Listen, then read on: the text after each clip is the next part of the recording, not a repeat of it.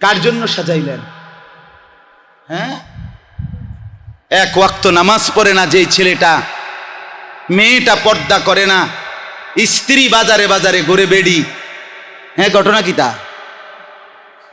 ফোলাটা দিয়ে খারাইয়া মতে না, আপনার সোফা এক নম্বর হইয়া লাভ কি? আপনার ফোলা তো মুইতা ফানি লয় না, তা আপনার খাটিটা সেগুন কাঠ না, সেগুন কাঠের আব্বা দিয়ে বানাইলে কি? কথা বলেন না কেন?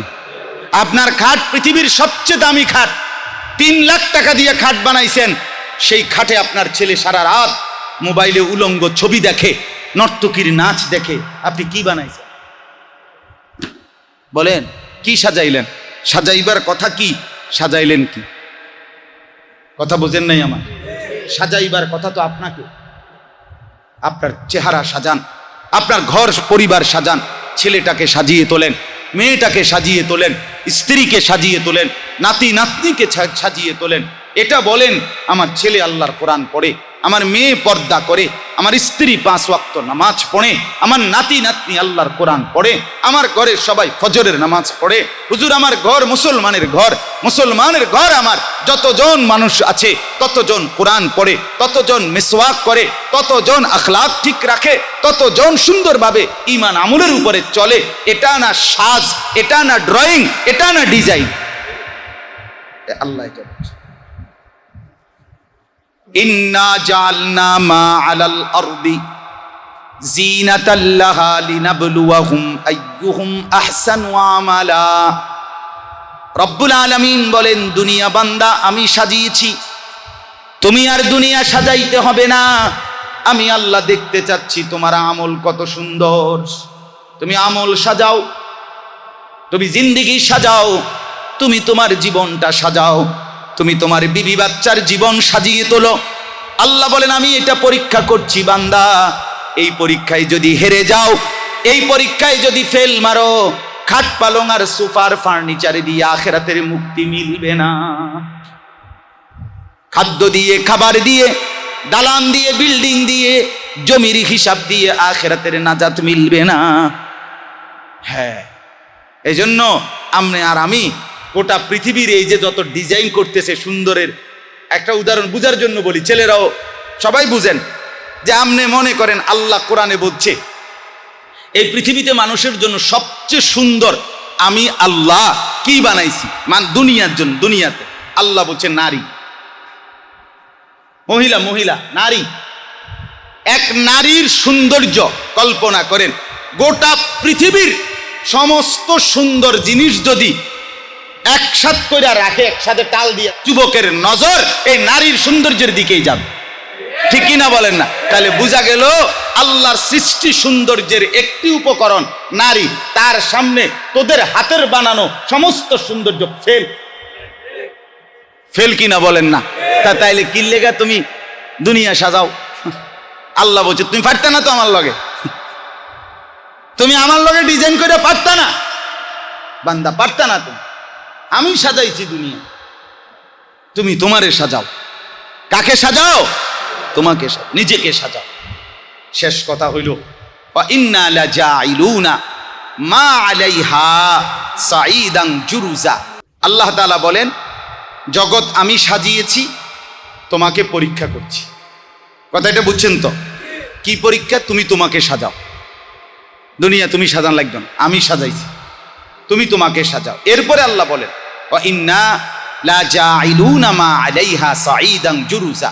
8 নম্বর আয়াত। আল্লাহ বলে বান্দা আমার কথাটায় গুরুত্ব দাও আর না দাও, তুমি যদি জীবন সাজাও কিংবা নষ্ট করো, সময়টাকে কাজে লাগাও কিংবা বরবাদ করো, তবে এটা মনে রাখো আমি আল্লাহ অচিরেই একদিন এই সুন্দর সাজানো পৃথিবী একদম দুধু মরুভূমি বানায়। এটা রাখতাম না, তুমি যতই এটারে আটকাইয়া ধরো না, আমি রাখতাম না। তুমি তো থাকতা না, তোমার 14 গোষ্ঠীও থাকতো না। কথা বোঝেন না? কি মজার কথা। আল্লাহ বলছে রে বেটা হুদা কামে তুই কীর্তি এই জাতাজাতিটা করেছে, জোরাজুরিটা করেছে, থাকতি না তো থাকতি। তোর বাপ দাদা 14 গোষ্ঠী আসিল না, তুই কেমনে থাকবি বেটা? আমি আল্লাহ তো তোকে না বেটা, আমি তো দুনিয়াই রাখতাম না, তো তুই কিত্তা থাকবা কেন? ইন্না লাজাইলুনা মা আলাইহা সাঈদান জুরুজা। আমি অচিরেই আমি আল্লাহ এই সাজানো পৃথিবীটাকে একদম মরুভূমি বানিয়ে ফেলবে, সমান মাটি বানাবে, কিচ্ছু থাকবে না। কাজেই আমার বান্দা, সেই পরিণতি হওয়ার আগে আগেই তুমি তোমার জীবনকে কদর করো। এজন্য বাপ, আজকে এতটুকুই কথা। ছেলেদেরকে বলি, বাপ নামাজ পড়ো। বাপ আবারও অনুরোধ করছি, বেঈমান খুশি হবে না। তুমি যদি সেজদা করো, আল্লাহ খুশি হবে, তোমার জান্নাত মিলে যাবে। এজন্য চরিত্র সুন্দর রাখি, নিজের আখলাক সুন্দর করেন, এবং জোয়ান ভাই নামাজ পড়েন। মোবাইলের নেশা, নারীর ছবি, অশ্লীল দৃশ্য, জিনা, ব্যভিচারের ফাঁদ, মদ, জুয়ার আসক্তি, হারামের প্রতি লোভ ছেড়ে দেন। বাবা, চাচা, মুরব্বীদেরকে বলি, এটা বহুত বড় নিয়ামত। গুনাহ ছাড়বার জন্য, আল্লাহর ইবাদত করার জন্য ভেতরে স্পিরিট লাগে, হিম্মত লাগে। আমার ফুলছোয়ার হজরত আমাদের বাংলাদেশের একজন শীর্ষ বুজুর্গ, গোটা বাংলাদেশের অসংখ্য অগণিত আলেমে দ্বীনের যিনি শায়েখ, পীর কামেল শেখুল হাদিস, ঢাকা ফরিদাবাদ মাদ্রাসার প্রধান মুফতি, বাংলাদেশের অন্যতম একজন বুজুর্গ হজরত মৌলানা মুফতি আবু সাঈদ দামাত বারাকাতুহুমুল আলী, হজরত বলছেন এই কথা যে আল্লাহ তাআলার ইবাদত আমাদের প্রত্যেকের করা দরকার, আল্লাহ তাআলার বন্দিগি করা দরকার, গুনাহ ছেড়ে দেওয়া দরকার। কিন্তু এর জন্য সবচেয়ে বেশি হলো অন্তরের ভিতরে একটা হিম্মত দরকার। আমি করবই, আমি আল্লাহর ইবাদত করবই, আমি গুনাহ ছাড়বই। এটা যদি কেউ হিম্মত করতে পারে, সাহস করতে পারে, আল্লাহ তাআলা তার জন্য বাকি পথ আসান করে। ওই কথাই যদি আপনি এটা বলে, আচ্ছা চাই না, কন তো আসলে ভালার লাগে, আসলে তো দরকার, কিতা করতাম পারি তো না, হ্যাঁ আমরা লাগেই তো কয়, হুজুররা তো ভালা ভালাই কয়, এই সমস্ত ফাজিলি কথা, ফাকনা কথা, এগুলা দিয়ে আপনি জীবনেও নেক আমল করতে, এটি সাদওয়ানের কথা, কথা বুঝেন, এগুলো ফালতু কথা, মানে কুয়ায় বসে বসে কয় তো ভালো লাগে, তো আসলে তো করণ দরকার, এই সমস্ত কুয়াই না কথাগুলি নিয়ে আপনি পারবেন কথা না। হিম্মত লাগবে। কি লাগবে বলেন? হিম্মত করলে আমি করবই, আমি আল্লাহর হুকুম মানবই, আমি গুনাহ করব না, জান চলে যায় যা, জীবন চলে যায় যা, আমি আল্লাহর নাফরমানি করব না। দেখা যাবে এরকম একটা দিল, অন্তরের হিম্মত কারো মধ্যে যদি আল্লাহ তাআলা দেখে, তো আল্লাহ তাআলাই তার বাকি রাস্তা আসান করে, আসান করে। কোরআনুল কারীমের মধ্যে আছে, আল্লাহ তাআলা বলেন, ওয়াল্লাযীনা জাহাদু ফীনা লানাহদিয়ান্নাহুম সুবুলানা, যারা আমার বান্দা আমার রাস্তায় চলার জন্য প্রচণ্ড মুজাহাদা করে, প্রচণ্ড পরিশ্রম করে, মেহনত করে, দৃঢ়ভাবে এগিয়ে আসে, তো আল্লাহ তাআলা বলেন লানাহদিয়ান্নাহুম সুবুলানা, আমি আল্লাহ নিজে তাদের জন্য অনেক পথে, অনেক রাস্তায় হেদায়েত দিয়ে দিই, মানে হেদায়েতের অনেক রাস্তা খুলে দেই। তার কাছে তখন নামাজও ভালো লাগে, রোজাও ভালো লাগে, জিকির করতেও ভালো লাগে, হজ করতেও ভালো লাগে, হালাল খাইতেও ভালো লাগে, জিন্দিগিটা পুরাপুরি নূর আর নূর হয়েছে, নূর হয়েছে। কিন্তু এটা আপনার আন্তরিকতা লাগে, আগ্রহ লাগে, নিজের ভিতরে একটা সিদ্ধান্ত লাগে। এই পৃথিবীতে যত মানুষ আল্লাহর প্রিয় বান্দা হয়েছেন, প্রত্যেকেই মানুষ, আপনিও মানুষ, ওনারা যদি হতে পারেন আপনিও পারবেন। জান্নাতে যারা যাবে তারা মানুষ, তো আপনিও তো মানুষ, তো আপনি যাবেন না কেন? আপনি যাবেন না কারণ আপনি তো জিন না। অথবা আবু বকর, ওমর, উসমান, আলী, ওনারা কি জিন? কথা বলেন না কেন? আব্দুল কাদের জিলানী রাহমাতুল্লাহ আলাইহি, এটা কি জিনের নাম? জুনায়েদ বাগদাদি, উনি জিন ছিলেন? কি ছিলেন? তো উনি পারলে আপনি পারবেন না কেন? আপনিও পারবেন, আমরাও পারব। হিম্মত চাই। আল হিম্মাতু হিয়াল ইসমুল আজম। আরবিতে বলে হিম্মত হলো ইসমে আজম, অর্থাৎ অসাধ্য সাধনকারী একটি মাধ্যম। হিম্মত দৃঢ় সিদ্ধান্ত, দৃঢ় সিদ্ধান্ত, হিম্মত, মজবুত আগ্রহ বহু দুর্বল মানুষকে, বহু সাধারণ মানুষকে আগায়া দেয়। আবার কাপুরুষতা, ভীরুতা, অমনোযোগিতা, গাফলতি, খামখেয়ালি অনেক সবলকে পেছনে ফেলে দেয়। আমার ছাত্র জীবনে আমি দেখছি, আমার ভাই গুরুত্ব দেন আর না দেন, আমি বলে যাব আমার ঠিক টাইম, আমি শেষ করে উঠে যাব। এরপরে আপনারা যদি বলেন যে এখন তো বালা করে বইতামও ফেললাম না, আপনি হুজুর দিকে লোকা, আমি এটাই বিশ্বাসী না। আপনি কাবজাব করেন আর যাই করেন, আমার কথা আমি বলে যাচ্ছি। তো এজন্য বললাম, আমাদের ছাত্র জীবনেও আমরা দেখছি যে অনেক পেছনের সারির ছাত্র, দুর্বল মেধা, কিন্তু ধারাবাহিক মেহনত চালু রাখছে। হতাশ, ওই বেটা এই বসেন এখানে, বলছি না হাতে ধরা মোবাইল ব্যবহার করবেন, পকেটে রাখেন। তো অনেক অনেক ছাত্র ভাইকে দেখছি পিছনের সারিতে ছিল, দুর্বল, কিন্তু ক্লাস মিস করে নাই, পড়া চালু রাখছে, অল্পই হোক কষ্ট করছে। আমার এই চোখে দেখা অনেক ছাত্র ভাই এরকম, আজকে তারা অনেক বড় কাজে লাগছে, কিন্তু অনেক মেধাবী, ভালো রেজাল্ট করছে হয়তো এক সময়, কিন্তু গাফেল, নিজেকে কিছুটা দেমাগি ভাবছে, অহংকারী ভাবছে, কিছুটা খামখেয়ালি করছে, ফলে এখন বালতি বেচে। একজন আমার পরিচিত বালতি বেচে, হ্যাঁ বেটা, সারা বাংলাদেশে স্ট্যান্ড করছে, কথা বুঝছেন না? মেধাবী ছাত্র, কিন্তু ওই যে খামখেয়ালি করছে, এখন বালতি বেচে, প্লাস্টিকের বালতি। এই জন্য বললাম, ধারাবাহিক আন্তরিকতা, মজবুত সিদ্ধান্ত যে আমি হারতে চাই না, আমি পরাজিত হতে চাই না, আমি আমার আল্লাহকে রাজি করবই, আমি আমার আখেরাত কামাই করবই, আমাকে জান্নাতে যেতেই হবে, আমাকে জাহান্নাম থেকে বাঁচতেই হবে, এছাড়া আমার আর উপায় নাই। কারণ কবরের এবং জাহান্নামের যেই ভীষণ ভয়ঙ্কর আযাবের বর্ণনা, সেটা কোরআনে বর্ণনা, এতটা ভয়ঙ্কর আর ভীষণ আযাব, সেটা মামুলি কোনো বিষয় না বাপ।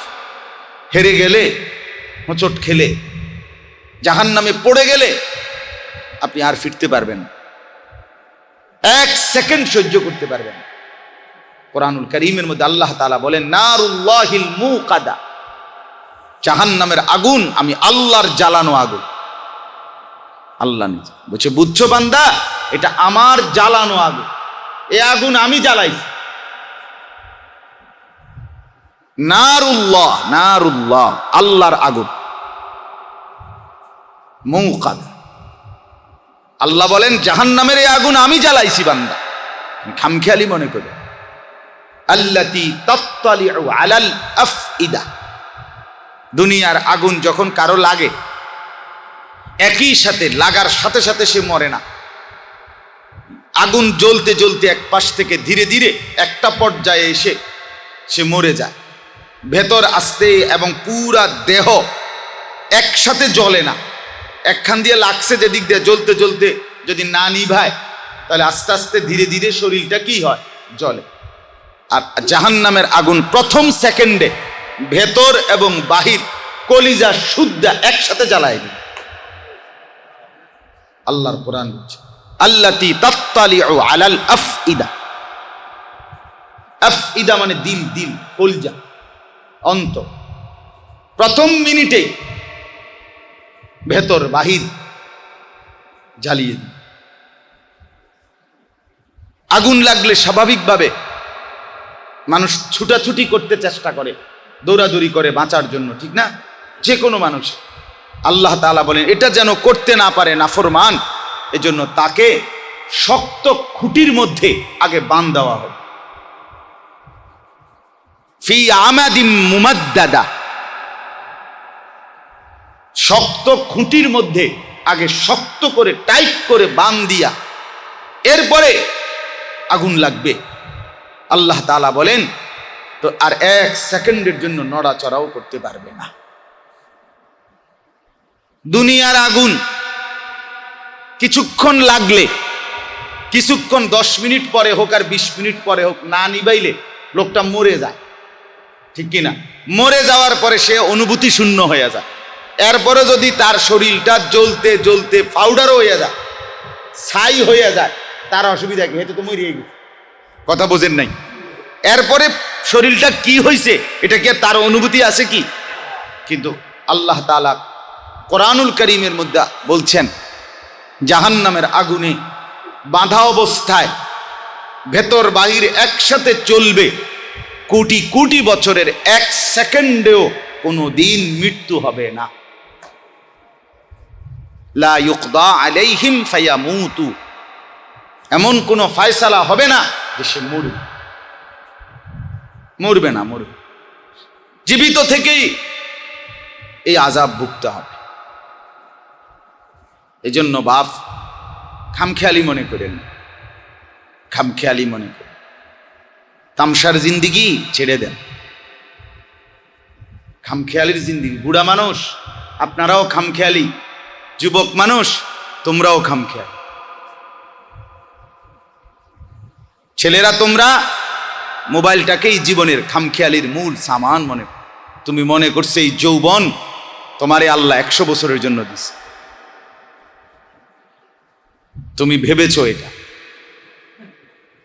তুমি ভেবেছো আগামী 100 বছর তুমি আর সর্দি কাশি জ্বর মাথা ব্যথা রোগ ব্যাধি ব্যারাম কিছুই হবে না। তুমি ফেরাউনের আড্ডি লইয়া আইছো, ফেরাউনের আড্ডি আছিল শক্ত হাড্ডি। তাফসিরের মধ্যে লিখছে 40 বছর ফেরাউনের কোনো সর্দি কাশি জ্বর মাথা ব্যথা কিছুই হয় নাই।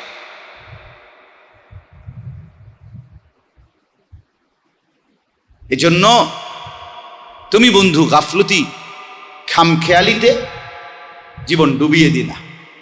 আর মুরব্বীরা 60-70 বছরেও বিড়ি খান, চা দোকানে বসে বসে টেলিভিশন দেখেন, বসে বসে রঙিন নাচ বেড়ি নাচে, আমনে বুড়া আমনে বেড়ি চান আর বইয়া বইয়া বিড়ি খান। এই অসভ্য অভ্যাস, এই নিকৃষ্ট বদ অভ্যাস, এর কারণটা কি? কারণ একটাই, এ বুড়া মিয়া মনে করছে ওটা মরবে 600 বছর পরে। ওটা কোনো এত তাড়াতাড়ি মরতো না, সবে না 60-70, ওটা বাঁচবো কমপক্ষে 600 বছর, আরো 540 বছর রয়েছে। এটা না ভাব, তাহলে জিন্দিগির 60 বছর পার হওয়ার পরেও একজন বয়স্ক লোক টেলিভিশন দেখে কেমনে? এবারে এত বেশরম হলো কেমনে? কথা বলেন না কেন? এবারে এত এরকম বেহায়া হলো কেমনে? এবারে চোখে লজ্জা আসবে কোন দিন? কোন এবারে শরম হবে কোন দিন? 60 বছর বয়সের লোকটা বিড়ি খায়, এই মুসলমানের লজ্জা হবে কোন দিন? আক্কল হবে কোন দিন? এবারে তো আক্কল দাঁতও নাই। বলেন আস্তাগফিরুল্লাহ, এ কি অবাক বিষয় না? আপনি আপনাকে কি ভাবছেন? আপনি মরতেন না। আপনার দাদা কোথায়? আপনার দাদার বাপ কোথায়? আপনার নানা কোথায়? আপনার বংশের বাকি মানুষগুলো কোথায়? কেউ কি মরতে চেয়েছিল? কিন্তু কেউ কি থাকতে পারছে? কথা বলেন না। কেউ মরতে চেয়েছিল? কেউ থাকতে পারছে? তা আপনি থাকতে পারবেন? আপনি পারবেন? তাইলে চা দোকানে টেলিভিশন দেখেন কেন? বেডির নাচ চান কেন? বলেন। বিড়ি সিগারেট খান কেন? কথায় কথায় গালিগালাজ করেন কেন? এখনো সুদের টাকা লন কেমনে? এখনো সুদে কিস্তি টাকা লন কেমনে? নির্লজ্জ মানুষ, আশ্চর্য।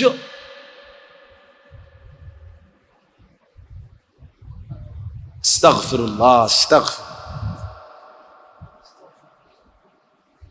আপনি বলেন যে বুড়ো মানুষ, মুরব্বী মানুষ, মুরব্বী মানুষের ছেড়ে দিলে দাদারে জান্নাতে নিবে কে? দাদারে জান্নাতের কথা বলবে কে? তাইলে সাসারে জান্নাতের কথা বলবে কে? বলেন। আরেক দল ফেরেশতা আইছে না, ওলামায়ে কেরামই তো বলতে হবে নাকি? কথা কন না চাচা? আপনার ঘরে বলবে কে? আরেক গ্রুপ আইসা, ফেরেশতা আইসা বলবে? এই জন্য রাগ হবেন না। আপনি ভাবেন, আপনার বিবেককে আপনি প্রশ্ন করেন। জীবনে পান খাইছেন যত খিলি, রব্বুল আলামিনকে ডাকছেন নি এতবার? তো কতগুলো পান খাইলে আপনার জীবনে পান খানার চাহিদা শেষ হবে? কত কাপ চা খাইলে আপনার জীবনে চা খাওয়ার চাহিদা শেষ হবে? বলে বলে আমারে বলেন চাচা, আমারে বলেন বাপ। হায় হায় হায়, মুসলমান বাবা চাচাদের চেহারা দেখলে মনে হয় না আখেরাত বলতে কোনো কিছুর কথা ওনাদের মনে আছে। যদি আখেরাত কারো মনে থাকে, আল্লাহর কসম, সে এক সেকেন্ড নষ্ট হতে দেয় না। আখেরাতের তুলনায় আমার দুনিয়া, আসর থেকে মাগরিব যেদ্দুর, আমার দুনিয়ার হায়াত এদ্দুর। আসর থেকে মাগরিব সময় লম্বা না কম? এইটুকু, 1 ঘন্টা, সোয়া ঘন্টা, 1.5 ঘন্টা। এই আসর থেকে মাগরিব যেদ্দুর, আখেরাতের তুলনায় আমার হায়াত এদ্দুরন। শুধু একটা হিসাব শুনেন, কিয়ামতের ময়দানের, হাসরের মাঠের একদিন, আল্লাহর কোরআনে আল্লাহ তাআলা নিজে বলছেন, হাসরের মাঠের একদিন 50,000 বছর। 50,000 সানা, মিকদারুহু 50,000 সানা। কোরআনের আয়াত, কোরআনের আয়াত। সন্দেহ করার কোনো সুযোগ আছে তো ভাইয়া? ছেলেরাও মনোযোগী হও ভাইয়া, আবারও অনুরোধ করছি, মোবাইল হাতে লইও না। 50,000 বছর এক হাসরের ময়দানে, একদিনে শেষ হবে না। আল্লাহই জানে কতদিন চলবে। নবীজি বলছে, ফুলসিরাত যেটা সকলকেই পার হতে হবে, সেটা 30,000 বছরের রাস্তা। নবীজি বলছে, তাহলে 50 আর 30-এ কত হইল? 80,000। কবরের মধ্যে ইসরাফিল ফু দেওয়ার পরে আরেকবার ফু দিলে কবর থেকে মানুষ উঠবে। এই 2 ফুঁর মাঝখানে সর্বশেষ যেই লোকটা মৃত্যুবরণ করবে, কবরে যাবে, হাদিসের বর্ণনায় বোঝা যায়, হতে পারে ওই লোকটাকেও, শেষ লোকটাকেও কবরে অপেক্ষা করতে হবে 40,000 বছর। এখন যারা মরছে, বুঝেন নাই? নূহ আলাইহিস সালামের জামানায় যারা মরছে, তারা কবরে পড়ে আছে আজকে কতদিন? কথা বোঝেন নাই? ইব্রাহিম আলাইহিস সালামের জামানায় যারা মারা গেছে, তারা আজকে কবরে পড়ে আছে কতদিন? আরো থাকবে কতদিন? তো 40,000 বছরই ধরেন, তাহলে 50 আর 30-এ 80, 80 আর 40-এ কত? 1,20,000। একটা স্বাভাবিক হিসাব কইলাম, আর এটা কমপ্লিট হিসাব না, আমি একটা হিসাব কইলাম। 1,20,000 বছরের তুলনায় 60 বছর কয় পার্সেন্ট? 1%। ওমায় বড়া কিও কয় মিজান ভাই, 60 বছর আর 1,20,000-এর সাথে তুলনা করে 1%। 1% পার্সেন্ট তো 100-তে এখানে পয়েন্ট সামথিং, বহু নিচে, বহু নিচে, বহু নিচে, পার্সেন্টেজে আসবে না। তাইলে আপনি বলেন চাচা, বলেন বাপ, বলেন ভাইয়া, বলো যুবক, কি কারণে তামাশায় শেষ করছো জিন্দেগি? কে তোমাকে বলল মোবাইলের এই ছবি তোমার জীবন শেষ? বেনামাজি এই জিন্দেগির মধ্যেই তৃপ্তি?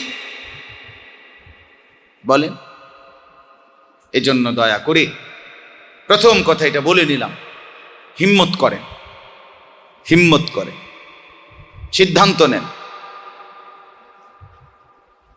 আল্লাহর উপরে নিজেকে সমর্পণ করেন, আল্লাহর কাছে মজবুত সিদ্ধান্ত নেন, আমাকে বাঁচতেই হবে, আমাকে জাহান্নাম থেকে বাঁচতেই হবে। হযরত সালমান ফারসি রাদিয়াল্লাহু তাআলা আনহু, নবীজির সাহাবী, কি নাম? সালমান, বহুত মজাদার নাম, নবীজির অত্যন্ত মহব্বতের সাহাবী সালমান। সাহাবীদের মধ্যে সবচেয়ে বেশি হায়াত বেশি পেয়েছেন তিনি, যার আগে তো ইসলাম গ্রহণের পূর্বেও যার বয়স অনেক লম্বা ছিল, এই সালমান ফারসি রাদিয়াল্লাহু তাআলা আনহু নবীজির খুব প্রিয় সাহাবী ছিলেন। সাহাবীদের মধ্যে একদিন ঝগড়া হয়েছিল, মদিনার আনসারী সাহাবীরা বলছিল সালমান আমাদের, মক্কার মুহাজির সাহাবীরা বলছিল সালমান আমাদের। নবীজি শুনে বলছেন না না, সালমান আমার, সালমান আমার, এত মহব্বত করতেন। সেই সালমান ফারসি রাদিয়াল্লাহু তাআলা আনহু, কোরআনের একটা আয়াত নাজিল হইছে, আল্লাহ তাআলা আয়াত নাজিল করে বলছেন ফাত্তাকুন নারাল্লাতী ওয়াকুদুহান নাস ওয়াল হিজারা, আমার বান্দা তোমরা জাহান্নামের আগুনকে ভয় করো, যেই আগুনের লাকড়ি, ইন্ধন লাকড়ি হবে মানুষ এবং পাথর। ওয়াকুদুহান নাস ওয়াল হিজারা, মানুষ এবং কি? মানুষকে ফেলবে জাহান্নামের আগুনের মধ্যে, লাকড়ি যত ফেলে তত আগুন ধাউ ধাউ করে জ্বলে, মানুষ ফেলবে একটা একটা মানুষ তো টাস টাস করে ফাটবে আর আগুন উতরাবে, আগুন উতরা। তাফসীরের মধ্যে আছে বাপ, এই আয়াত নাজিল হওয়ার পরে হযরত সালমান ফারসি রাদিয়াল্লাহু তাআলা আনহু একটানা 3 দিন 3 রাত শুধু কেবল নামাজ পড়ছেন আর শুধু আল্লাহর কাছে চোখের পানি ফেলে কাঁদছেন আলাদা জায়গায় গিয়ে। নবীজি 3 দিন পরে সাহাবীদেরকে জিজ্ঞেস করলেন, আমার সালমানকে দেখছি না, সালমান কোথায়? সাহাবীরা খুঁজে এক পাহাড়ের টিলায় উঁচু জায়গায় ওনারে গিয়ে দেখছে উনি শুধুই কাঁদতেছে আর বলতেছে আমার কি হবে যদি আমি জাহান্নামের আগুন এর লাকড়ি হই, আবার কি হবে, এই কথা বলেই শুধু কাঁদছেন। নবীজির কাছে আসছেন, নবীজি সাল্লাল্লাহু আলাইহি ওয়াসাল্লাম জিজ্ঞেস করছেন, সালমান কি হলো তোমার, তোমাকে দেখি নাই? বলছি ইয়া রাসূলুল্লাহ, কোরআনুল কারীমের এই আয়াত আমারে পাগল বানায় ফেলছে, আমারে অস্থির বানায় ফেলছে। আল্লাহ বলছে জাহান্নামের আগুনের লাকড়ি হবে মানুষ আর পাথর। ইয়া রাসূলুল্লাহ, আমার ভয় হচ্ছে আমি যদি সেই আগুনের লাকড়ি হই তো আমার কি অবস্থা হবে। এই ভয় আর আতঙ্ক আমাকে পেরেশান হায়রান বানায় ফেলছে। আল্লাহ নবী সাল্লাল্লাহু আলাইহি ওয়াসাল্লাম তখন সান্ত্বনা দিয়ে বললেন, সালমান আমি সাক্ষ্য দিচ্ছি জান্নাত তোমার জন্য অপেক্ষা করছে।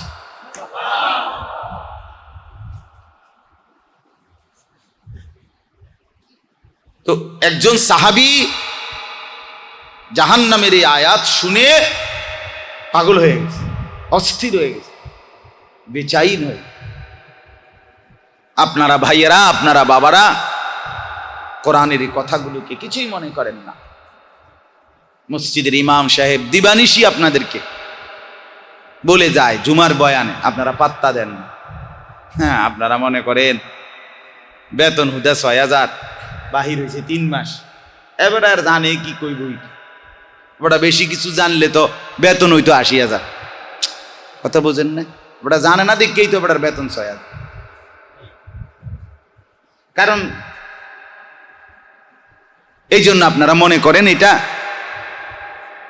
কোনো গুরুত্বপূর্ণ না, কিন্তু টেলিভিশনে দেখাইছে, খবরে কইছে, খবরের বেডিয়ে কইছে ময়মনসিংহে একটা সিএনজি উল্টাইয়া গেছে, হ্যাঁ ৩টা মানুষ জাগাত মারা গেছে। হাই হাই হাই হাই, কি অ্যাক্সিডেন্ট হোক, আরে আরে কি মানে এটা লইয়া কথা চলছে এবার ঘন্টা খানিক।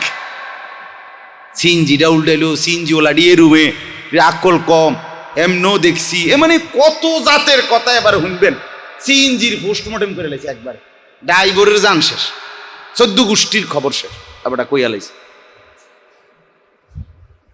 এটা নিয়ে এতটা বললেন কারণ এটা টেলিভিশনে কইছে, এটা খুব গুরুত্বপূর্ণ কথা, এটা দরকারি কথা।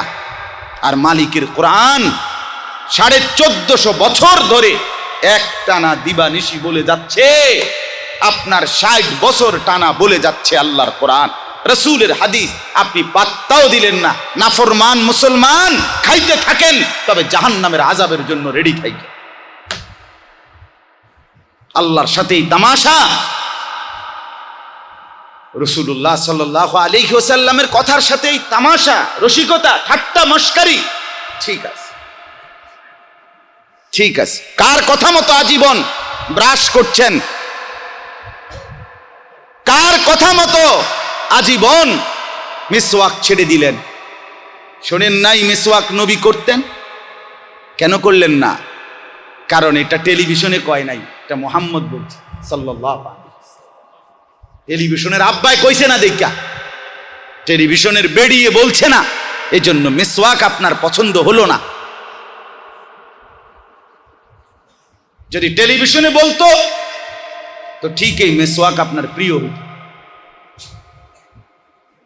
হ্যাঁ, টেলিভিশনে টয়লেট পেপারের কথা বলছে না, ঢিলা কুলুকের কথা, এজন্য ঢিলা কুলুক ব্যবহার করলেন না। টেলিভিশনের দস্তরখানের কথা, বিছাইয়া খানার কথা টেলিভিশনের নর্তকী, নাটক আর সিনেমার নায়ক বলে নাই, অ্যাডভার্টাইজের বেড়া বলে নাই, এই জন্য দস্তরখান বিছাইতে পারলেন না। হায় মুসলমান, প্রস্তুত থাকেন, যাকে ছেড়ে দিলেন তার সামনেই হাসরের ময়দানে মুখোমুখি হবে। কি বলেন? হাসরের মাঠে কার মুখোমুখি হবেন? রাসূলুল্লাহ সাল্লাল্লাহু আলাইহি ওয়াসাল্লামের সামনে দাঁড়াবেন, আল্লাহর সামনে দাঁড়াবেন। নবী জিজ্ঞেস করবেন, আমার উম্মত, আমার মিসওয়াক তোমার কেন পছন্দ হলো না বলো তো? কি বলবেন? আমার উম্মত, আমার দাড়ি তোমার পছন্দ হলো না কেন বলো তো? একটু কারণটা বলো উম্মত। আমি দেখতে অসুন্দর ছিলাম? আমার কি কোনো গুণ ছিল না? আমি কি কোনো কাঁদি নাই তোমার জন্য? আমি কি তোমার জন্য কিছুই বলি নাই? কথা বলেন, কোন কারণে রাসূলুল্লাহ সাল্লাল্লাহু আলাইহি ওয়াসাল্লাম অপছন্দ হলো? নবীজি সুন্দর ছিলেন না? কথা কোন? এক সাহাবীকে জিজ্ঞেস করছে, বলেন তো আল্লাহ নবী কেমন ছিলেন? ওই সাহাবী বলেন, কেমন ছিল বলি? তিনি বলেন, তিনি এমন ছিলেন যাকে একবার দেখলে আবার দেখতে মন চায়, দ্বিতীয়বার দেখলে প্রথমবারের চাইতে আরো সুন্দর মনে হয়, যতই তারে দেখি প্রতিবার নতুন নতুন সুন্দর লাগে। তিনি রাসূলুল্লাহ সাল্লাল্লাহু আলাইহি ওয়াসাল্লাম। আরেক সাহাবী বলছে, আপনি বলেন। আমি বলি? আমি বলি এরকম, তিনি এমন সুন্দর ছিলেন যার প্রত্যেকটা অঙ্গ আলাদা আলাদা যদি কেউ দেখে তাইলেও মনে হবে সবচেয়ে শ্রেষ্ঠ সুন্দর, পুরা দেহ একসাথে দেখলে তাও মনে হবে সর্বশ্রেষ্ঠ সুন্দর। প্রতি অঙ্গ আলাদা আলাদা সেরা, পুরা দেহ একসাথেও সেরা। তিনি এমন ছিলেন। হযরত কাব ইবনে মালিক রাদিয়াল্লাহু তাআলা আনহু বলেন, নবী সাল্লাল্লাহু আলাইহি ওয়াসাল্লামের চেহারা মোবারক কেমন ছিল? তিনি নিজে এক শব্দে বলছে, কাআন্নাহু কিতাআতুম মিনাল কামার, যেন চাঁদের এক টুকরা। হযরত আবু হুরায়রা রাদিয়াল্লাহু তাআলা আনহু বলেন, কেমন ছিলেন নবী? তিনি বলেন, কাআন্নাশ শামসা তাজরি ফি ওয়াজহি, যেন সূর্য নবীর চেহারা মোবারকের মধ্যে খেলতো। আকাশের সূর্য কি করত? খেলতো। এমন নবী সাল্লাল্লাহু আলাইহি ওয়াসাল্লামের চাচা আব্বাস রাদিয়াল্লাহু তাআলা আনহু, আপন চাচা, পরবর্তীতে কালেমা গ্রহণ করছেন। মুসলমান হওয়ার পরে একদিন নবীকে বলছিলেন, মুহাম্মদ ভাতিজা, তোমার ছোটবেলার একটা গল্প বলি। তো নবীজি বলছে, বলেন। তো তুমি যখন ছোট্টবেলায় ছিলা, বহুদিন আমি তোমার তো বাবা ছিল না, আমি ভাতিজা তোমারে বহুদিন কোলে নিছি রাত্রে, সন্ধ্যার পরে পূর্ণিমার চাঁদের নিচে আমি তোমারে উঠানে কোলে নিছি। বাতিজা আমার পুরা মনে আছে, তোমারে যতবার হেলাইছি দুলাইছি ততবার দেখছি আকাশের চাঁদ তোমার সাথে দুলছে। আল্লাহ নবী সাল্লাল্লাহু আলাইহি ওয়াসাল্লাম বললেন, চাচা কানাল কামার ইউনাজিনি, ওই সময় চাঁদ আমার সাথে গোপনে কথা বলতো। ইউদাহিকুনি, আমাকে হাসাইতো। ইয়ামনাউনি মিনাল বুকা, আর আমাকে কাঁদতে নিষেধ করত। বলতো তোমার তো বাবা নাই, ঠিক আছে তোমার সাথে আমিই খেলাধুলা করছি। এমন সুন্দর ছিলেন, এমন পবিত্র ছিলেন, এমন চমৎকার ছিলেন। তাকে ছেড়ে দিলেন কেন? তাকে ত্যাগ করলেন কেন বাবা? কোন মুখে বিড়ি খান? রাসূলুল্লাহ সাল্লাল্লাহু আলাইহি ওয়াসাল্লাম কি এটা পছন্দ করতেন? বলেন না চাচা, ইনসাফের সাথে বলেন ভাই। তাইলে কি কারণে দাড়ি কাটেন? নবী সাল্লাল্লাহু আলাইহি ওয়াসাল্লাম কি এটা পছন্দ করতেন? তাইলে এই জন্য আমার বাপ, দয়া করে আপনাদের কাছে আমার অনুরোধ, মেহেরবানি করে জওয়ান কিংবা বুড়ো, প্রথম কথা আমার এইটাই, হিম্মত করে। কি করেন বলেন, আবার বলেন। আমি গুনাহ ছাড়বই ইনশাআল্লাহ, আমি বন্দিগি করবই, আমি মুসলমান, আমার এই ছাড়া উপায় না, আমার আল্লাহ ছাড়া আমার আর কোনো উপায় না। দিলেও এই মালিক, না দিলেও এই মালিক। আমি যা চাই তাও যদি দেয়, আমি যা চাই তা যদি নাও দেয়, আমার আর কেউ আছে কি? আমার চার ছেলেকেই কবরে নিয়ে গেছে মনে করেন, তো তারপরেও যাকে ডাকবেন তিনি কে? আবার চার ছেলেই সুস্থ সবল হইছে, তবুও যাকে ডাকবেন তিনি কে? তাইলে সুখে কিংবা দুঃখে, রাতে কিংবা দিনে, আলো কিংবা অন্ধকারে, একাকী কিংবা প্রকাশ্যে, সুখে আনন্দ কিংবা বেদনায়, পেয়ে কিংবা না পেয়ে, এক মানুষের জন্য, মুমিনের জন্য তিনি ছাড়া আর আছে কে বন্ধু? তো তার সাথে কেন দুশ্মনী? তার সাথে কেন দুশ্মনী? আল্লাহকে কেন নারাজ করা? আল্লাহকে কেন ছেড়ে দেওয়া? যুবক, কেন সেজদা করো না? মুসলমানের সন্তান, মুসলমানের ছেলেরা এত নাফরমান কেমনে হইলা বাপ? এত নির্লজ্জ বেহায়া কেমনে হইলা? একটা সেজদা দিতে মনে চায় না। তুমি দেখো না রাস্তার জানোয়ার, রাস্তার কুকুর সেজদা দেয় না, তুমিও সেজদা দাও না, তো তোমার সাথে তার পার্থক্য কি দেখো? বেহায়া কোথাকার, বেশরম দেখো তুমি, তোমার সাথে তার কোনো পার্থক্য আসেনি বেটা? চুল কতডিরে কাল পিছনে ফিরাইলে, সিবা ফ্যান একটা ফিনলে খারাইয়া মুতলে, এটা ভদ্রলোক? হ্যাঁ, এটা কোনো জিন্দিগি হইল? আর কথা বলেন না, এটা কোনো জীবন হইল? সারাদিন বইয়ে বইয়ে মানুষের বেডি চাও, মোবাইল একটার মধ্যে বেড়া বেডির ছবি, উলঙ্গ নাচ গান, রাস্তা দিয়া বুড়া যায়, জোয়ান যায়, কালা দলা জিডা দেখ, এটার দিকে চাইয়া তাও বেটকাইয়া আহাম্মক কোথাকে। এটা কোনো জীবন হলো বেটা? এক মানুষের জিন্দিগি এত গাফেল হয় কেমনে বেটা? মানুষ তো আশরাফুল মাখলুকাত, সে সারাক্ষণ ফিকিরে থাকবে, সে সারাক্ষণ ধ্যানে থাকবে, আমাকে আর কি করা দরকার, আমার আর কি করা দরকার, আমার আর কি করা দরকার। হাদিসের মধ্যে আছে, আল্লাহ নবী সাল্লাল্লাহু আলাইহি ওয়াসাল্লাম, সাহাবীরা বলেন রাসূলুল্লাহ সাল্লাল্লাহু আলাইহি ওয়াসাল্লামের চেহারা মোবারক দেখতে কেমন মনে হইতো? সাহাবীরা বলছেন মুতাওয়াসিলাল আহজান দাইমাল ফিকর। নবীজির চেহারা দেখলে দুইটা জিনিস মনে হইতো সারাক্ষণ তিনি কোনো না কোনো চিন্তা করছেন, ফিকির করছেন, সারাক্ষণ চেহারায় বেদনার ছাপ, সারাক্ষণ চেহারার মধ্যে বেদনা দুঃখের ছাপ মনে হইতো স্বাভাবিকভাবে, আর মনে হইতো কি যেন ভাবতেছে, কি যেন ভাবতেছে। আমরা, এটা তো স্বাভাবিক, মানুষ দেখলেই বলে কিতা ভাই কোনো পেরেশানিতে আছেন, বলে না এটা কেমনে বুঝে না মানুষ? কথা বলেন না, চেহারা দেখলেই বুঝে ভাই নিশ্চয়ই কোনো কিছু চিন্তা করতেছেন লাগে, এটা আমরা বলি কি না?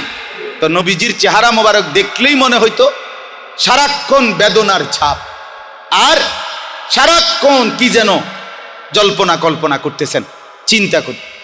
আম্মা জান আয়েশা রাদিয়াল্লাহু তাআলা আনহা, নবীজির স্ত্রী বিবি, মাঝে মাঝে নবীজি এশার নামাজের কিছুক্ষণ পরে যখন ঘরে আসতেন হুজরায়, তো মাঝে মাঝে আল্লাহ নবী সাল্লাল্লাহু আলাইহি ওয়াসাল্লাম আয়েশা বসতেন না, ঘরের মধ্যে একবার এই পাশে একবার ওই পাশে, একবার ছোট্ট ঘর ছোট্ট কামরা, চায় পায়চারি করতেন, ঘুরতেন আর কি। অস্থিরতা চেহারা দেখলে বোঝা যাইত। আল্লাহ নবী সাল্লাল্লাহু আলাইহি ওয়াসাল্লামের চেহারা মোবারকের এই হালাত দেখে হযরত আয়েশা রাদিয়াল্লাহু তাআলা আনহা বলতেন, ইয়া রাসূলুল্লাহ, সারাদিন মেহনত করে আসছেন, এখন আবার কিসের পেরেশানি এত? সারাদিন মানুষকে দ্বীনের দাওয়াত দিয়েছেন, এখনো আপনার চিন্তা কমে নাই? আপনি কি এত চিন্তা করছেন? একটু তো বসেন, আরাম করেন, বিশ্রাম করেন, এখন তো আপনার বিশ্রামের সময়।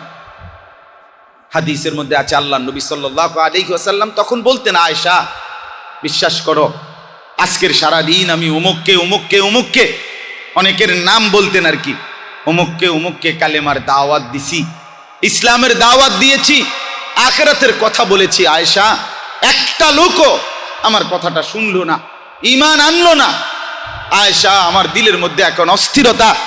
আমি যদি বসে যাই, আমি যদি শুয়ে যাই, আমি যদি ঘুমায় যাই, আর আমার একটা উম্মত যদি বেঈমান হয়ে কবরে যায়, তার কবরের পরিণতি কি হবে?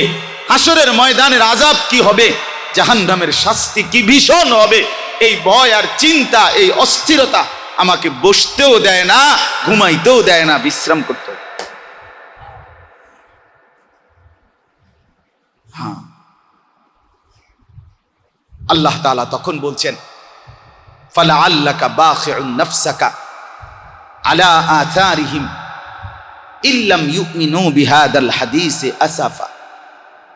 আমি যেখান থেকে পড়ছি, কোরআনুল কারীমের 15 নম্বর পারা, কোরআনুল কারীমের 18 নম্বর সূরা, সূরা কাহফ। এই সূরার 7 এবং 8 দুইটা আয়াত আমি তেলাওয়াত করছি। এই 7 এবং 8 আয়াতের আগের আয়াত 6 নম্বর আয়াতটা হলো এইটা। আল্লাহ তাআলা বলেন, বন্ধু, এই যখন নবীজির অস্থিরতা পেরেশানি, আহারে এই লোকটা কালেমা পড়ে না কা, এই লোকটা ঈমান আনে না কা, এই লোকটা কালেমা গ্রহণ করে না, এই পরিমাণ অস্থিরতা ছিল নবীজি। একটা লোককে শুধু স্বাভাবিক বলে গেছে এমন না, একবার দুইবার কইছে, দূরে হইতো না, এতরে দিয়া বাদ দে, কত পাগল ছাগল ইতান ফালতু মলতু লোক, লোকের কি অভাব আসেনি বেটা, থো বেটা হেতে রে বেটা, এমন ছিলেন। কথা বোঝেন নাই? কিতাবের মধ্যে আমরা পড়ছি রাসূলুল্লাহ সাল্লাল্লাহু আলাইহি ওয়াসাল্লাম শুধু কেবল আবু জাহেলকে কালেমার দাওয়াত দিয়েছেন 4000 বার। কয় হাজার চাচা? 4000। 4000 বার শুধু আবু জাহেলকে দাওয়াত। কি পরিমাণ পেরেশানি ছিল, কি পরিমাণ আগ্রহ ছিল, হায় এই লোকটাই যদি মানান, একটা লোকও যদি মানান, একটা লোকও যদি মানান। একজনের জন্য নবী 1000 বার বলছে, 100 বার বলছে, বারবার বারবার বলছে, বারবার বলছে, বারবার বলছে। তো এত অস্থিরতা, এত পেরেশানি ছিল, আবেগ নবী সাল্লাল্লাহু আলাইহি ওয়াসাল্লামের। নিজেকে চূড়ান্ত জলিল, নিজেকে চূড়ান্ত অপদস্থ হইছে, তবুও কালেমার দাওয়াত দিছে। উটের পচা নারী বুড়ি যে মানুষগুলো পিঠের উপরে চাপাইয়া দিছে সেজদার মধ্যে, সেগুলো সরাইয়াও আবার ওই মানুষগুলোকে তিনি কালেমার দাওয়াত দিছে। অঝরে পাথর মারছে যেই তায়েফবাসী, নবী সেই তায়েফের আঘাত, পাথরের আঘাত সয়ে সেদিন রাতে, কিতাবে আছে ওই দিন রাতে রক্তাক্ত দেহ নিয়া আল্লাহর নবী 2 হাত তুলে বলছেন, আল্লাহ, এরা আমার কওম, এরা বুঝে নাই, আপনি মাফ করে দেন। হযরত জিবরাইল আলাইহিস সালাম তিনি আসছেন নবীজির কাছে। আয়েশা বলছে, ইয়া রাসূলুল্লাহ সাল্লাল্লাহু আলাইহি ওয়াসাল্লাম, পাহাড়ের ফেরেশতা নিয়ে আসছি সাথে করে, আপনি যদি শুধু অনুমতি দেন, তায়েফের পাহাড় 2 দিক থেকে টেনে মাঝখান দিয়া ফেলাইয়া এই তায়েববাসীকে একদম নিশ্চিহ্ন করে দেই। যারা আপনার রক্ত ঝরিয়েছে, যারা পাথরের আঘাতে আপনার রক্ত ঝরিয়েছে। আল্লাহ নবী সাল্লাল্লাহু আলাইহি ওয়াসাল্লাম বললেন, জিবরাইল, খোদার কসম, ইন্নী বুইসতু রাহমাতান, আমি তো রহমত হয়ে এসেছি। আলাম উবআস লাআনান ওয়ালা গাযিবান, আমি অভিশাপ দিতে আসি নাই, আমি রাগ করতে আসি নাই, আমি এক দয়ার মায়ার নবী হিসাবে এসেছি। আমি যদি আমার উম্মত ধ্বংস করে দেই, আমার উম্মতকে যদি আমি পিষে ফেলি, তো কালেমার দাওয়াত দেব কাকে? ঈমান আনবে কি? ঈমান আনবে কি? এত অস্থিরতা, এত আবেগ, এতটা অনুভূতি ছিল ভাইয়া নবী সাল্লাল্লাহু আলাইহি ওয়াসাল্লাম। যুবক ভাই, তোমারে আবারও বলি ভাইয়া, কারে ছেড়ে দিলা? একটু পড়ে দেখো, একটু শুনে দেখো, কার মতো চুল বানাইলা, কার মতো প্যান্ট পরো, কার মতো গেঞ্জি গায়ে দাও, সারাদিনে খানা দানা, উঠা বসা, পেশাব পায়খানা, চলা ফেরা সব কিছু কাফের, বেঈমান, দুশ্মন, তাদের মতো হইলা। আল্লাহর কসম, তারা কোনো দিন তাগরে যদি চিৎকার দিয়েও বলো যে আমি আপনাদের মতোই সাজগোজ বেশভূষা, ইহুদি আর খ্রিস্টান, কাফের আর বেঈমান কোনো দিন মুসলমান পরিচয় দিলে তোমার উপরে সন্তুষ্ট হবে না, যতক্ষণ পর্যন্ত তুমি না বলবে যে আমিও আপনাদের মতো একজন ইহুদি, কাফের, মুহাম্মদের কালেমা ছেড়ে দিলাম, তাইলে হয়তো গ্রহণ করতে পারে। নয়তো মুসলমান পরিচয় রাইখা তুমি যতই বেশভূষায় সাজো না কেন, বেঈমান তোমাকে আপন মনে করবে না।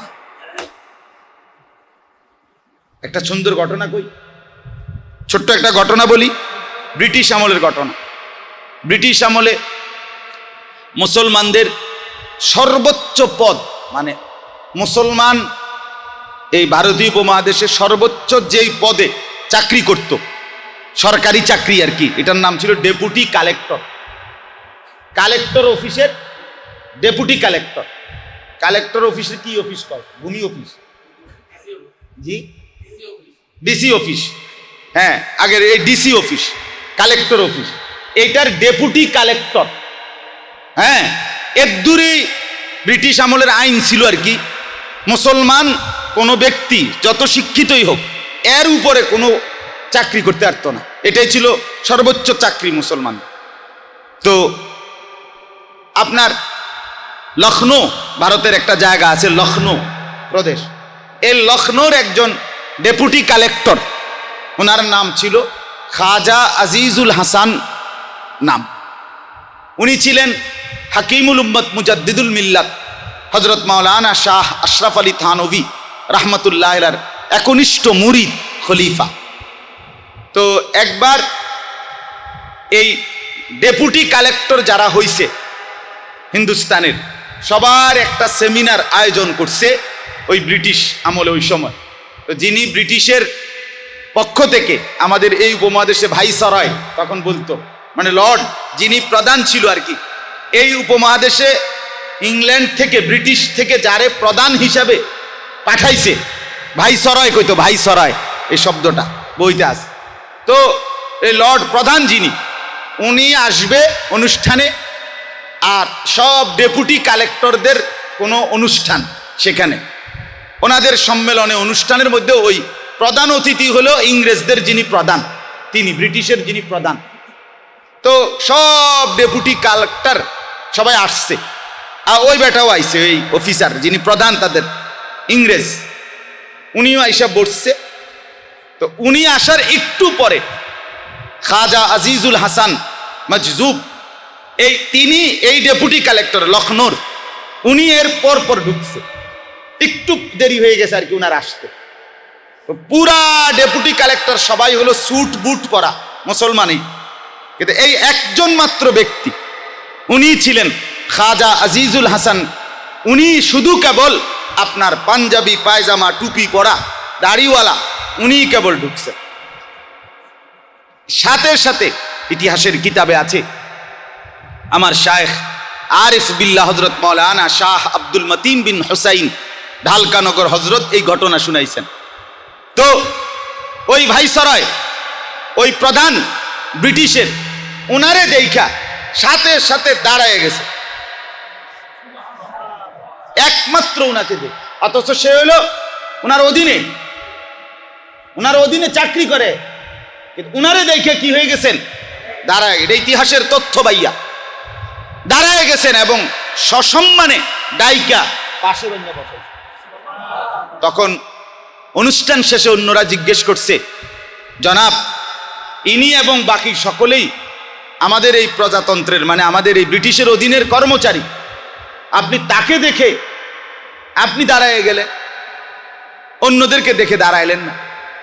তখন উনি একটা কথা বলছেন, ওই ব্রিটিশের ইংরেজ, সে বলছিল বাকিরা সব আমাদেরকে অনুকরণ করছে লেবাসে, পোশাকে, এই একটা লোকই শুধু কেবল তার নিজ ধর্মের উপরে অটল অবিচল থাকছে, আমি এই অবিচলতাকে সম্মান জানাইলাম।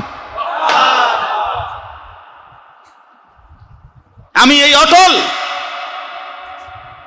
সে তার নিজ ধর্মের উপরে অটল, সে তার ধর্মের উপরে অবিচল, আমি এটাকে স্যালুট জানাই, সম্মান জানাই। এজন্য বাপ, দুশ্মন কোনোদিন আমাদের বেশভূষা যতই বদলাই না কেন, আচার ব্যবহার, চুল, স্টাইল, যত কিছুই বদলাই না কেন, আমরা যদি পরিচয় দেই মুসলমান, তাহলে বেঈমান আমাদেরকে ছাড়বে না। তো বলতেছিলাম, আল্লাহ নবী সাল্লাল্লাহু আলাইহি ওয়াসাল্লাম এই অস্থিরতা পোষণ করতেন। তো আল্লাহ তাআলা বলেন, ফালাআল্লাকা বাখিউন নাফসাকা আলা আথারিহিম ইন লাম ইউমিনু বিহাদাল হাদিসে আসাফা। আল্লাহ বলেন, বন্ধু, আহারে, আল্লাহর মায়া লাগা উঠছে মালিকের। নবীজির অস্থিরতা দেখা, পেরেশানি, দিবানিশির এই মেহনত দেখা, মানুষকে আল্লাহর দিকে আনবার জন্য ওনার একটা বেচাইনি অস্থিরতা দেখে আল্লাহ তাআলা বললেন, বন্ধু, আহারে, কি হলো আপনার? আপনি কি এই মানুষগুলো ঈমান আনতেছে না বলে আফসুস করতে করতে আপনি কি আপনার জীবন দিয়ে ফেলবেন? জীবন দিয়ে ফেলবেন নাকি? আরে আপনি কি মরে যাবেন নাকি? আপনি বিশ্রাম নাই, নাওয়া নাই, খাওয়া নাই, এত কান্না, এত চোখের পানি, এত দৌড়াদৌড়ি, এত অস্থিরতা, আপনি এমন করছেন কেন? আপনি কি মরে যাবেন নাকি? এতটা মায়া লাগছে রব্বুল আলামিনের। এরপরে আল্লাহ বলেন, বন্ধু, আপনি ঘাবড়াবেন না। ইন্না জাআলনা, এই কথাটা খেয়াল করেন, আরেকটু, অল্প একটু সময় আর। ইন্না জাআলনা মা আলাল আরদি জিনাতাল লাহা। আল্লাহ তাআলা বলেন, বন্ধু শুনেন, এই তামাম পৃথিবীটা, এই জগৎ, আসমান এবং জমিন এবং তার চতুর্দিকে যা কিছু দিয়ে আমি আল্লাহ সাজিয়েছি, এটা, এই পৃথিবীর সব কিছু আমি আল্লাহ, আমি বানাইছি, এবং এই বানানো এই সব কিছু দিয়ে আমি আল্লাহই পৃথিবীটা সাজিয়েছি।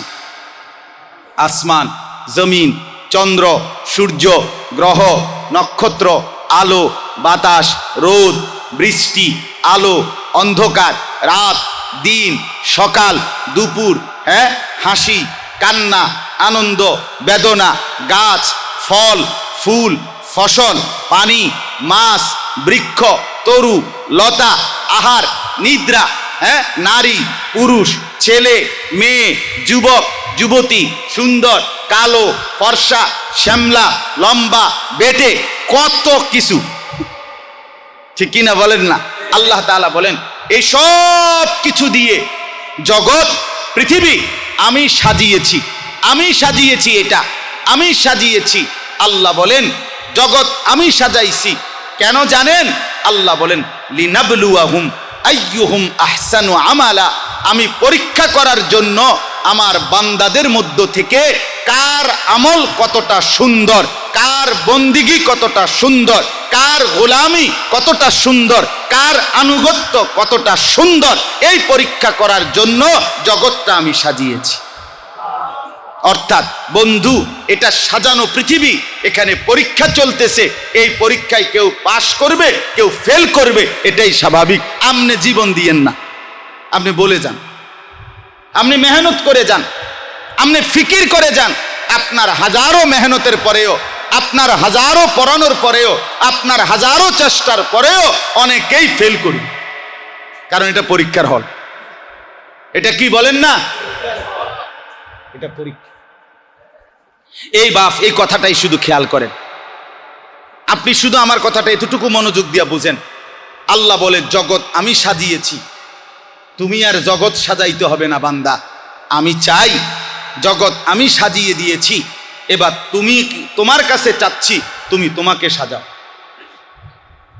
আইয়ুহুম আহসানু আমালা, আমি তোমার আমলের সৌন্দর্য দেখতে চাই। তুমি তোমার চেহারা, তুমি তোমার আখলাক, তুমি তোমার রাত, তুমি তোমার দিন, তুমি তোমার সেজদা, তুমি তোমার রুকু, তুমি তোমার অজু, গোসল, বন্দিগি, ইবাদত, তুমি তোমার জীবনটাকে আমার ইবাদত দিয়ে তুমি সাজাও, সুন্দর বানাও। এটা আমি চাই। সোফা আর সাজাইও না, খাট আর সাজাইও না, বিল্ডিং আর সাজাইও না, এটার উপরে আর ড্রয়িং করো না। এটা এই দুনিয়া এমনিতেই সুন্দর, আমি সাজাইয়া রাখছি, তুমি তোমার জীবনের উপরে ড্রয়িং করো। আফসোসের বিষয় হলো আজ আমরা এটাই বুঝলাম। আজ আমাদের সমস্ত সৌন্দর্যের প্রতিযোগিতা, আরো সুন্দর করো, আরো ডিজাইন করো, আরো সুন্দর টাইলস, আরো সুন্দর সোফা, আরো সুন্দর কাঠ, আরো সুন্দর ফার্নিচার, আরো সুন্দর যন্ত্রপাতি, আরো সুন্দর আধুনিকতা। মানে বস্তুকে সুন্দর করার ভীষণ তীব্র প্রতিযোগিতা চলছে, তো মানুষকে সুন্দর করার কোনো প্রতিযোগিতা নাই। ঘরের সবগুলো সোফা খুব সুন্দর, টাইলস এক নাম্বার, খাট সেগুন কাঠের, দরজা সেগুন কাঠের, চৌকাঠ নাইজেরিয়ান কাঠের, একবারে SS5 এর গ্রিল লাগাইছেন, দরজা গেট SS5 এর গেট, এসি লাগানো, ফ্রিজ আছে, সব আছে। ঘর ঝকঝকে তকতকে, পরিপাটির কোনো কমতি নাই, দারুণ সুন্দর সবকিছু। চায়ের কাপ সেরকম, কাচের প্লেট দারুণ সুন্দর, লবণের বাটি অনেক ডিজাইনেবল, কিন্তু ছেলেটা অসভ্য, জঙ্গলি আর বর্বর। মেয়েটা বেহায়া, বেপর্দা, নির্লজ্জা, বেশরম। স্ত্রী অসভ্য, জঙ্গলি, বেপর্দা, বেহায়া, রাস্তায় রাস্তায় ঘোরে, বাজারে বাজারে ঘোরে, মার্কেটে মার্কেটে ঘোরে। তো ছেলে অসভ্য, মেয়ে অসভ্য, বিবি অসভ্য, কি লেগে ঘর সাজাইলেন? ঘর সাজাইলেন কেন? কার জন্য সাজাইলেন? হ্যাঁ, এক ওয়াক্ত নামাজ পড়ে না যেই ছেলেটা, মেয়েটা পর্দা করে না, স্ত্রী বাজারে বাজারে ঘুরে বেড়ি। হ্যাঁ, ঘটনা কি তা? ফোলাটা দিয়ে খারাইয়া মতে না, আপনার সোফা এক নম্বর হইয়া লাভ কি? আপনার ফোলা তো মুইতা ফানি লয় না, তা আপনার খাটিটা সেগুন কাঠ না, সেগুন কাঠের আব্বা দিয়ে বানাইলে কি? কথা বলেন না কেন? আপনার খাট পৃথিবীর সবচেয়ে দামি খাট, 3 লাখ টাকা দিয়ে খাট বানাইছেন, সেই খাটে আপনার ছেলে সারা রাত মোবাইলে উলঙ্গ ছবি দেখে, নর্তকীর নাচ দেখে। আপনি কি বানাইছেন বলেন? কি সাজাইলেন? সাজাইবার কথা কি, সাজাইলেন কি? কথা বুঝেন নাই আমার? সাজাইবার কথা তো আপনাকে, আপনার চেহারা সাজান, আপনার ঘর পরিবার সাজান, ছেলেটাকে সাজিয়ে তোলেন, মেয়েটাকে সাজিয়ে তোলেন, স্ত্রীকে সাজিয়ে তোলেন, নাতি নাতনিকে সাজিয়ে তোলেন। এটা বলেন আমার ছেলে আল্লাহর কোরআন পড়ে, আমার মেয়ে পর্দা করে, আমার স্ত্রী 5 ওয়াক্ত নামাজ পড়ে, আমার নাতি নাতনি আল্লাহর কোরআন পড়ে, আমার ঘরে সবাই ফজরের নামাজ পড়ে। হুজুর, আমার ঘর মুসলমানের ঘর, মুসলমানের ঘর আমার যতজন মানুষ আছে ততজন কোরআন পড়ে, ততজন মিসওয়াক করে, ততজন আখলাক ঠিক রাখে, ততজন সুন্দরভাবে ঈমান আমলের উপরে চলে। এটা না সাজ, এটা না ড্রয়িং, এটা না ডিজাইন, আল্লাহ এটা বলছে। ইন্না জাআলনা মা আলাল আরদি জিনাতাল লাহা লিনাবলুয়াহুম আইয়ুহুম আহসানু আমালা। রব্বুল আলামিন বলেন, দুনিয়া বান্দা আমি সাজিয়েছি, তুমি আর দুনিয়া সাজাইতে হবে না। আমি আল্লাহ দেখতে চাচ্ছি তোমার আমল কত সুন্দর। তুমি আমল সাজাও, তুমি জিন্দেগি সাজাও, তুমি তোমার জীবনটা সাজাও, তুমি তোমার বিবি বাচ্চার জীবন সাজিয়ে তোলো। আল্লাহ বলেন, আমি এটা পরীক্ষা করছি বান্দা, এই পরীক্ষায় যদি হেরে যাও, এই পরীক্ষায় যদি ফেল মারো, খাট পালং আর সোফার ফার্নিচারে দিয়ে আখিরাতের মুক্তি মিলবে না। খাদ্য দিয়ে, খাবার দিয়ে, দালান দিয়ে, বিল্ডিং দিয়ে, জমির হিসাব দিয়ে আখিরাতের নাজাত মিলবে না। হ্যাঁ, এজন্য আপনি আর আমি গোটা পৃথিবীর এই যে যত ডিজাইন করতেছে সুন্দরের, একটা উদাহরণ বুঝার জন্য বলি, ছেলেরাও সবাই বুঝেন, যে আপনি মনে করেন আল্লাহ কোরআনে বলছে এই পৃথিবীতে মানুষের জন্য সবচেয়ে সুন্দর আমি আল্লাহ কি বানাইছি, দুনিয়ার জন্য, দুনিয়াতে আল্লাহ বলছে নারী, মহিলা, মহিলা, নারী। এক নারীর সৌন্দর্য কল্পনা করেন, গোটা পৃথিবীর সমস্ত সুন্দর জিনিস যদি একসাথ করে রাখে, একসাথে টাল দিয়ে, যুবকের নজর এই নারীর সৌন্দর্যের দিকেই যাবে, ঠিক কিনা বলেন না? তাহলে বোঝা গেল আল্লাহর সৃষ্টি সৌন্দর্যের একটি উপকরণ নারী, তার সামনে তোদের হাতের বানানো সমস্ত সৌন্দর্য ফেল, ফেল কিনা বলেন না? তাইলে কি লেগা তুমি দুনিয়া সাজাও? আল্লাহ বলছে তুমি পারতা না তো আমার লগে, তুমি আমার লগে ডিজাইন করে পারতা না বান্দা, পারতা না তুমি। আমি সাজাইছি দুনিয়া, তুমি তোমারে সাজাও। কাকে সাজাও? তোমাকে, নিজেকে সাজাও। শেষ কথা হইল ওয়া ইন্না লাজাইলুনা মা আলাইহা সাঈদান জুরুজা। আল্লাহ তাআলা বলেন জগৎ আমি সাজিয়েছি, তোমাকে পরীক্ষা করছি। কথাটা বুঝছেন তো? কি পরীক্ষা? তুমি তোমাকে সাজাও। দুনিয়া তুমি সাজান লাগবে না, আমি সাজাইছি, তুমি তোমাকে সাজাও। এরপরে আল্লাহ বলেন ওয়া ইন্না লাজাইলুনা মা আলাইহা সাঈদান জুরুজা। 8 নম্বর আয়াত।